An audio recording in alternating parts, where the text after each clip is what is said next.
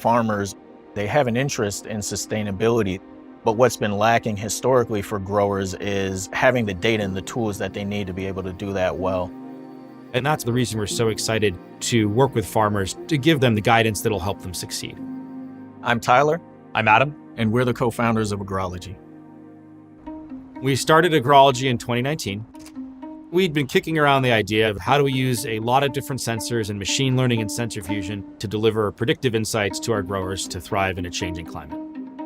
Traditionally, growers, they try and do these predictions themselves, but they can't be on every inch of every farm every day. They also have to deal with a climate that's changing on them that makes every year harder and less predictable. Our first proof of concept, it definitely experienced some failures in the field that first year. It ranged from stuff like a small hole would let in moisture, and then the batteries would short out. And then, of course, there's the inevitable tractor rolled through the farm mowing and just shredded everything. So it was a really fast cycle of iteration and development that was great. I mean, all this was going on at the same time while we were working on the software in the back end. We use TensorFlow and Google Cloud to train the models that take our data streams and turn it into predictions for our customers. The aha moment for us was when we first saw the results and predictions for the first growing season. That was huge. We talked to probably 75 growers across the country and really tried to understand the problems they faced. In 2020, we had a fire that was all of 10 miles away from our exact vineyard. We were in the middle of harvest, so we started picking grapes that night. Smoke can actually turn wine into what tastes like a barbecue sauce. But there was no data telling us if the amount of smoke that night would affect our grapes. In late winter, Agrology reached out and asked if there was a need for smoke taint analysis in the vineyard. So I was just tickled pink. So Tyler and I jumped onto Google Earth so we can understand the terrain. We could look at weather patterns and see how smoke and fog had accumulated in different parts of their vineyards and caused challenges. And then we had to think about where we could put our devices in their fields to deliver them insights.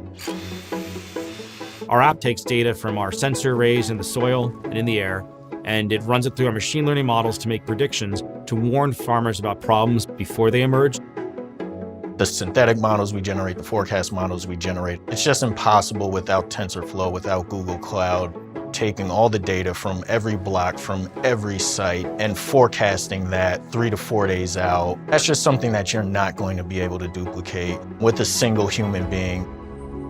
If there's a fire in the area, the app allows us to find out exactly how it's going to affect the vines.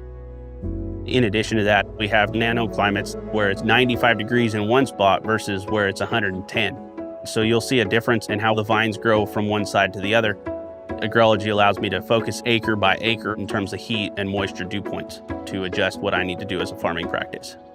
Areas out here that are just getting started. Before Agrology, I utilized the encyclopedia of my dad. Being a vineyard manager for 40 years, he's seen everything that you can possibly see, but we just don't have the same climate we used to. Technology allows us to continue to push forward so the vineyards outlast us. We would love for these vineyards to last 100 years.